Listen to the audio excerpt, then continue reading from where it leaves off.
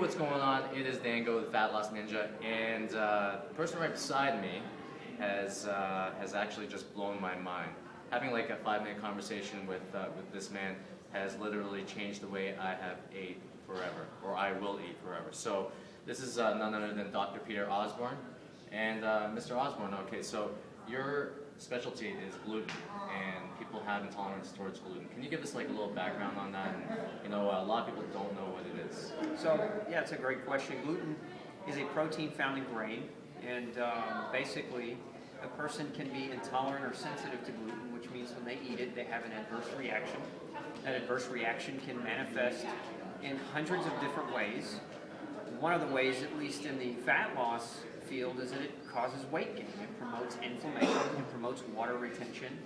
And so people that are trying to break through weight loss plateaus and achieve a higher state of physical health that are being told to eat a lot of whole grain, oftentimes have a hell of a problem achieving that and accomplishing that, because grain can cause inflammation for those that have a sensitivity. So again, gluten sensitivity, not everybody has it, but certainly if a person is having a difficult time getting through that plateau or is having a difficult time with that weight loss, it could be one of the potential things that's holding them back. Okay, so where can people find gluten? Gluten is primarily in wheat, but wheat is just one of the grains. So really, if you think about it, it's in bread, pasta, cereal. It's used as a thickening agent. A lot of different grains are used as thickening agents in gravies and salad dressings and meat marinades and soups, and just a host of different processed food items. Okay, so the whole gluten intolerance thing, you told us about the symptoms a little bit. Now, why is it why is it so bad for someone's health if they are gluten intolerant? And also, if you can just let us know how people can find out if they are gluten intolerant in the first place. Okay, so gluten intolerance, or really the better term technically, and we won't be too technical, is gluten sensitivity.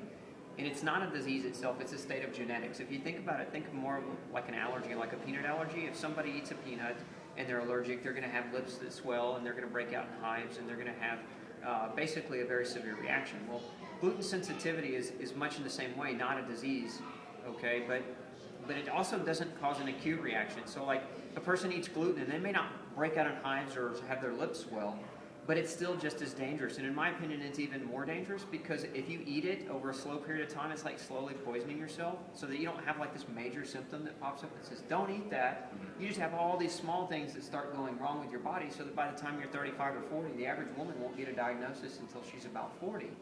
And it usually is coupled with autoimmune disease. So an autoimmune disease means that the gluten confuses your body so that your immune system, instead of attacking enemies outside of your body, starts attacking your body. There's 140 different kinds of autoimmune disease. Celiac disease is one of them. Hypothyroidism, which is a growing concern, especially with people that are trying to lose weight. A lot of them have thyroid issues because of gluten. So how do we know whether or not we're gluten sensitive? Like I said before, it's not a disease, it's a state of genetics. So you're either born that way or you're not. And so the way we determine is through genetic testing. We actually test a couple of different genes. And there are certain patterns on these genes that we look for. If a person has these patterns and they eat gluten, eventually they will get sick if they're not already. So it's not even an issue of whether or not you're sick or healthy. It's an issue of whether or not you are or aren't gluten sensitive. And if you are, you better cut it out or there will be a price to pay sooner or later. Okay, so where can people find out if they're gluten sensitive? Can they just go to their doctor and find out, or do they have to actually go to a specialist?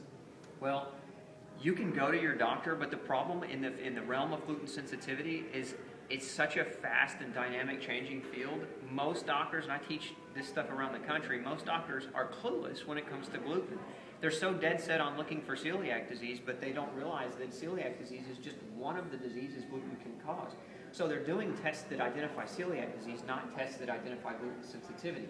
So if you go to your doctor, and I don't discourage that, you just make sure that you're not being tested for celiac disease, because if the test is negative, it doesn't mean that you're not gluten sensitive.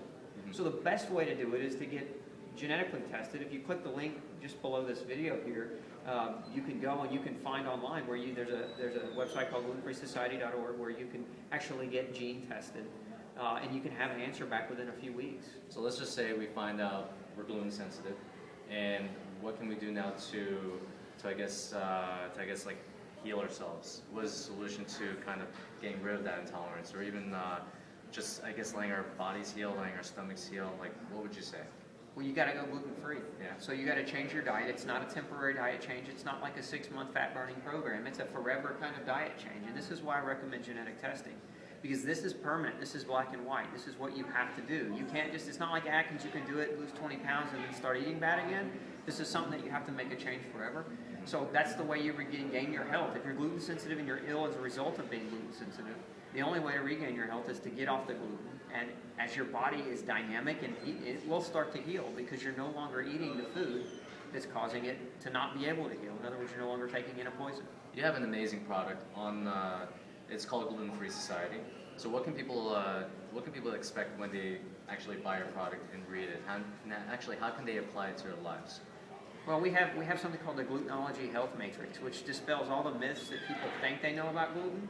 So it goes in basically step by step in a video fashion, teaches a person what gluten sensitivity is, what are the real definitions, how the definitions are changing in the general populace, how to actually go gluten-free, how to deal with the social implications of it, how to deal with family, who else in their family should be tested because it is a genetic condition. So it just basically gives them a PhD in glutenology.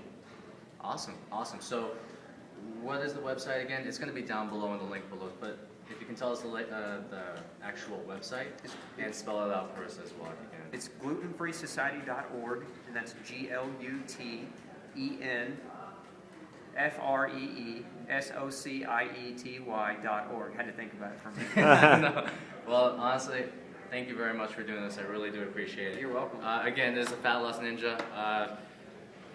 Grab Dr. Peter Osborne's product. He probably is the world's foremost authority on being gluten-free. So go grab that. It's going to be at the link below. And I look forward to talking to you again. See you on the other side.